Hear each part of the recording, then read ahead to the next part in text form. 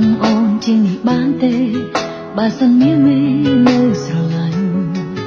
អូនយល់ព្រមចាក់ចេញមិនដេញដោលបើសិនបងអស់ចិត្តជាសង្សារគ្នាយូរដែរហើយដល់ពេលកុំតើលែងចង់ចិត្តមិនបាច់អាណិត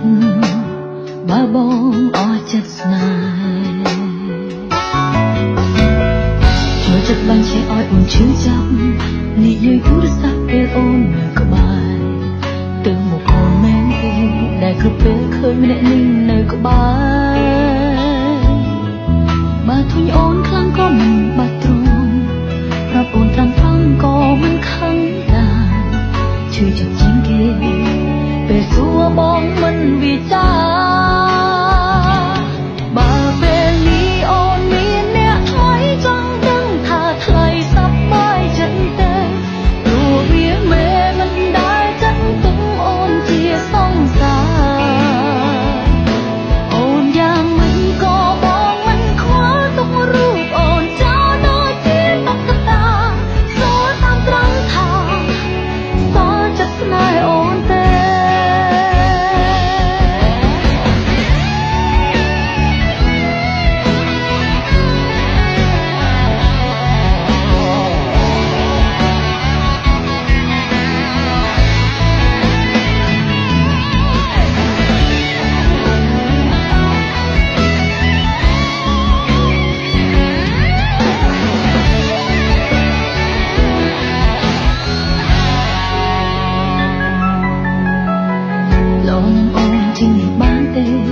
បើសិនមាននៅស្រឡាញ់អូនយល់ព្រមចាក់ចេញមិនដេញដោលបើសិនបងអស់ចិត្តជាសង្សារគ្នាយូរដែរហើយដល់ពេលកុំតើលែងចង់ចិត្តមិនដែលអាណិតបើបងអស់ចិត្តស្នេហ៍ចូលចិត្តបាញ់ឆេះឲ្យអូនឈឺចាប់និយាយទូរស័ព្ទពេលអូននៅក្បែរ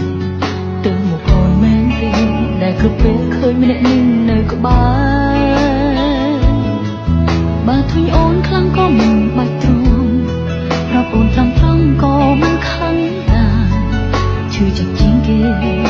ពេលសួរបងមិនវិចារ